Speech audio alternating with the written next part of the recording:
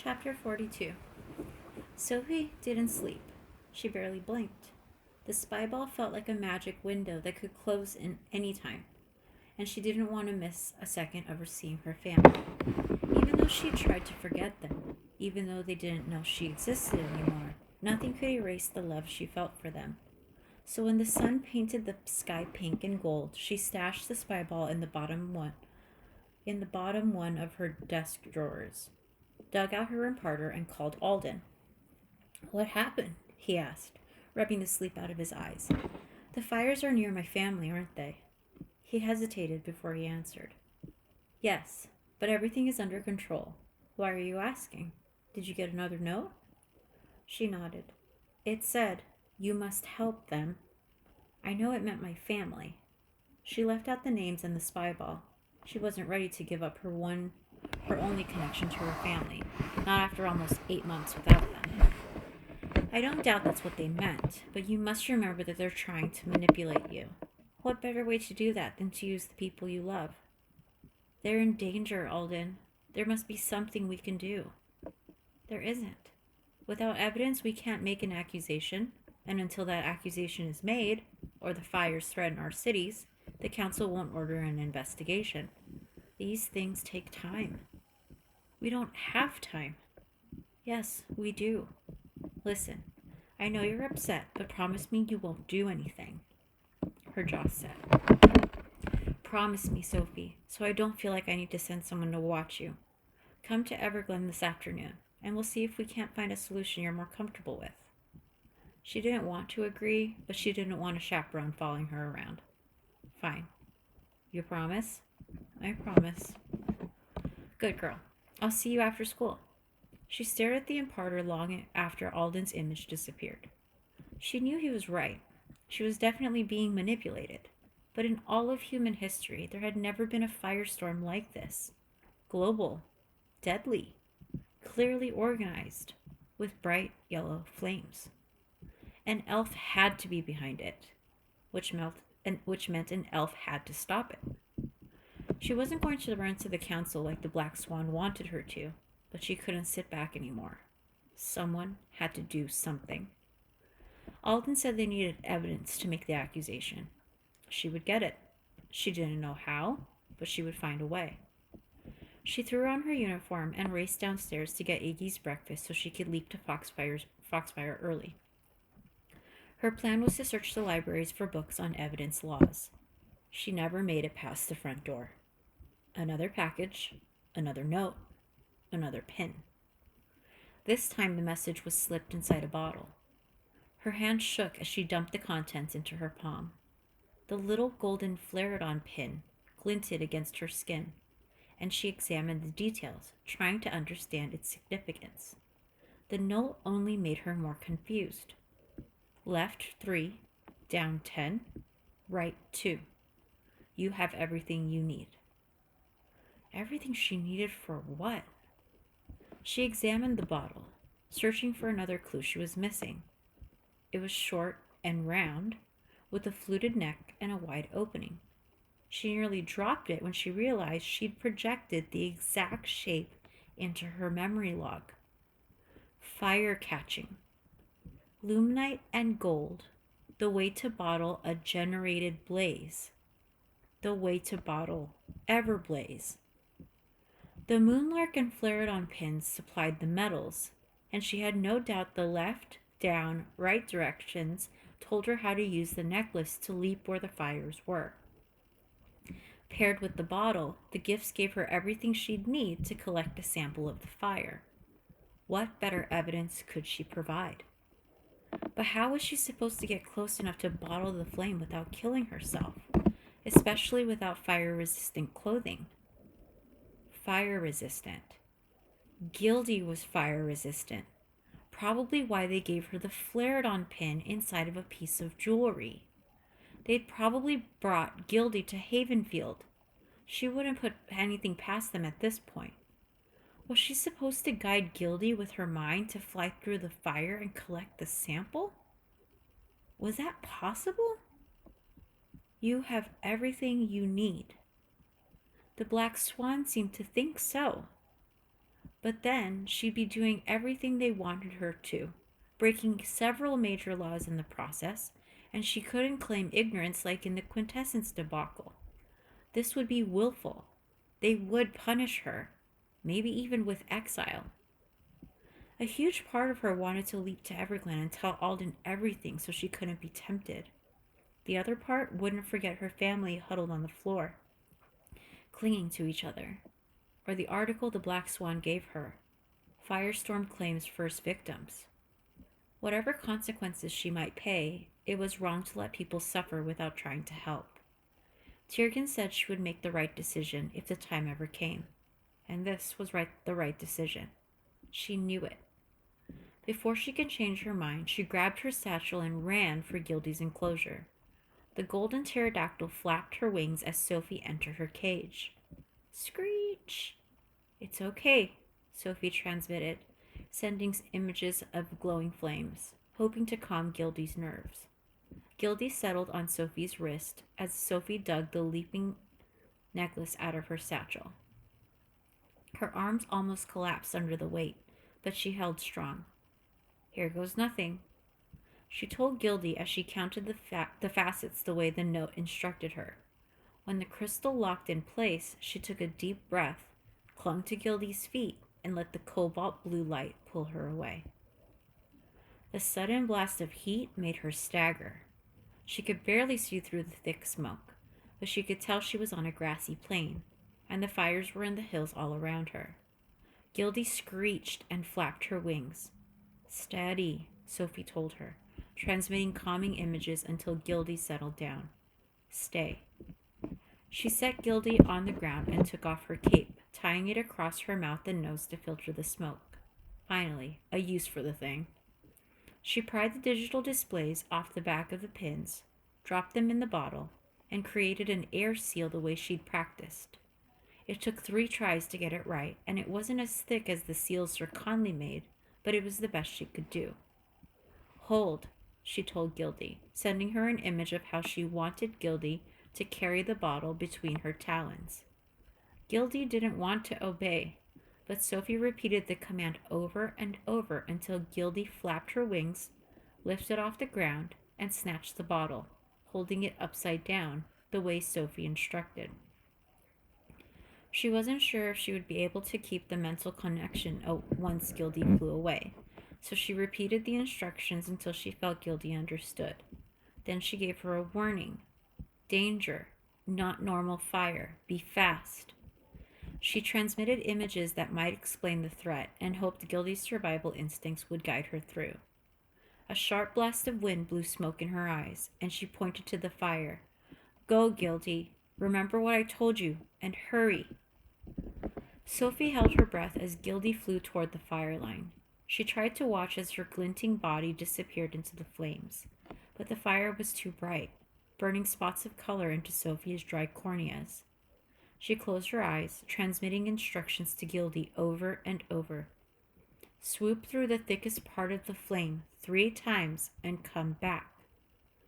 Thick, raspy coughs heaved through her chest and made it impossible to concentrate enough to locate Gildy. She didn't know how long she'd been waiting, but the heat of the fire was singeing her skin. Come back, Gildy, she called. The wind carried her words away. How long was too long?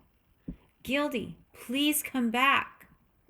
The shift in the wind put her in the line of the fire, which meant that if the grass kept burning at its current speed, she'd be overcome by the flames in a matter of minutes.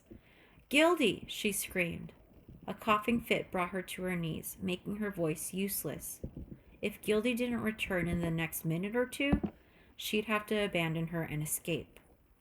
The horrifying realization gave her a burst of adrenaline, and she was suddenly aware of the buzzing energy at the back of her mind. Could she channel it as she transmitted? She closed her eyes and shoved the energy into her mental call. Gildy, come back now. She scanned the sky. Nothing. Then a faint glint of gold sparkled through the smoke. Gildy, she screamed, waving her arms. Gildy, over here! The gold flash changed course and disappeared into the smoke and flame. Seconds later, the shimmering pterodactyls emerged from the inferno, circled once, and landed at Sophie's feet. Screech! Sophie threw her arms around her. Ouch, you're hot, she yelped, jumping back and thrashing her arms to cool the burn. Gildy's coarse fur looked singed on the edges, and her enormous eyes were clouded and watery, but she seemed okay. Her foot still clutched the bottle, which was filled with tiny yellow beads of sparks and capped with the glowing golden seal. You did it! Sophie transmitted images of the treat she would give Gildy as she wrapped the bottle in her cape and tucked it under her arm. Then she pulled out her home crystal, glad she hadn't given it back to Grady and Adeline, and leapt her and Gildy to safety. What were you thinking? Grady demanded as he paced the living room. Adeline stayed outside, treating Gildy's scorched fur. She couldn't bear to look at Sophie's burns, and Sophie couldn't blame her after Jolie. She was surprised Grady could stand it. Alden and Ellen were on their way. This was the one thing she hadn't thought through. She knew she would have to confess what she did, but she'd expect to have some time to practice what she would say. Unfortunately, Grady had been in the pasture giving Verdi a bath when they arrived. Gildy screeched before she could even think about hiding. Do you have any idea how much trouble you're in? Grady asked, tearing his hands through his already disheveled hair. Before she could answer, the front door burst open and Alden and Elwyn rushed inside. You promised, Alden said, his voice angrier than she'd ever heard. Just this morning, you promised. I can explain. Oh, you'd better, though I'm not sure it will help at this point. The anger faded from his voice, leaving it flat and empty, hopeless. Bronte's calling for a tribunal. She knew it was coming, but her stomach still contorted in ways that made her very glad she'd skipped breakfast. Allen cleared his throat. Let's treat those burns, shall we? He squatted next to where she sat, flashing blue light around her arms. These aren't so bad. I won't even have to use the Yeti pea bomb. Yeti pea? She gagged as she remembered the stinky gold slime he'd spread on the burn from the stellar scope. Takes the sting out of the most severe burn. You're welcome. He spread thick purple balm on all the places where Gildy's scalding fur had touched her skin. Any other burns you need me to treat? She shook her head. He plunked 2 red medicine bottles and a bottle of youth in front of her. Drink up. This'll fix any damage the smoke did to your lungs. She swallowed the sticky sweet serums as Elwyn wiped the balm off her arms, revealing fresh, healthy skin. Thanks, Elwyn. He gave her a sad smile.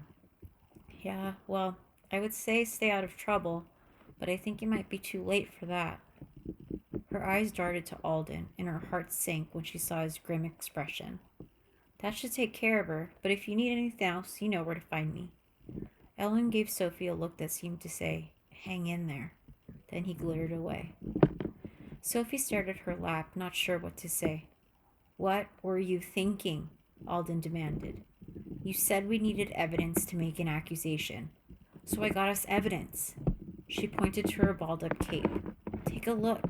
It's unlike any of the flames I've bottled in elementalism. It looked like part of him wanted to keep yelling, but he unwrapped the bottle. Incredible, he breathed when he saw the tiny beads of yellow flame. Grady ran his hands through his hair again and turned away. When the council sees that, they'll have to admit it's Everblaze, she said. It isn't that easy, Sophie, Alden told her. Why? Because Finton's their friend? No, because you broke the law. People are dying, losing their homes. My family is camped out in an evacuee center, right now afraid for their lives. They're humans, Sophie. Elves don't get involved in human affairs. She pointed to the bottle. Obviously, one did. I don't care that he's friends with the counselors. I did the right thing. I hope so, because there's no way I can protect you from the council. I can, Grady interrupted, a wild look in his eyes. Grady? Alden warned. No, it's not her fault. It's mine, Grady shouted. I mesmerized her into doing it. The words rang through the room as everyone stared at him. No, you didn't, Sophie argued. I didn't even see you this morning. You did. You just don't remember because I told you to forget it. Desperation filled his tone, begging her not to protest. Grady, the consequences of that would be even more severe than what Sophie is facing, Alden warned. It's the truth. I mesmerized her. Adeline gasped from the doorway, and all heads spun to look at her. What are you doing, Grady? Grady looked away. I'm telling Alden what I did so Sophie won't have to face a tribunal. I'm the reason Sophie broke the law. I used my ability to make her do it. No, you didn't, Sophie screamed, launching to her feet. Stop trying to cover for me. I don't need your help. Please, let me do this, Sophie. It's the least I can do, after everything. A hint of warmth and love was back in his eyes, but she looked away. I think you should listen to him, Sophie, Adeline stammered. Each word seemed to steal her strength as she spoke it. Grady's right. No, I'm not going to let you lie to the council and risk exile because you feel guilty about dumping me. It's not about guilt, Grady whispered. The tenderness in his voice made her throat catch, but she cleared it away. Orally will know you're lying. I can be a very convincing liar. Yeah, I've noticed. He sank into a chair. I'm trying to make things right, Sophie. This is not the way, Grady, Alden interrupted. He stared at the bottle of yellow sparks. Maybe when they see this, they'll decide her actions were justified. You know Bronte will never let that happen, Grady argued. We'll worry about that once we see how the council reacts to this new evidence. In the meantime, Sophie has been ordered to act as though nothing happened. The official story is that you stayed home sick today, and they expect you back at school tomorrow. Alden sighed and turned to Sophie. I'm not sure how the Black Swan convinced you to do this, Sophie, but can you promise me you won't do anything else they ask you to do? I promise. I'm going to try to believe that. I'm really sorry, Alden. I won't break another promise. I hope not. She stared at the floor. I understand if you want to take back your adoption offer. Adeline made a strangled sound. Sophie, we'd be honored to have you live with us. He looked at Grady and Adeline. Sorry, I've been trying to figure out how to tell you. Grady glanced at Adeline, then at the floor. No, that's great. I'm glad to hear it. Adeline choked out something unintelligible. It might have been her agreeing, but it was hard to tell. She turned and fled before anyone could ask her. Alden sighed and held up the bottle. I should bring this to the council. Get this process going. We'll worry about adoption concerns if... He didn't finish, but Sophie knew what he meant. If she wasn't exiled.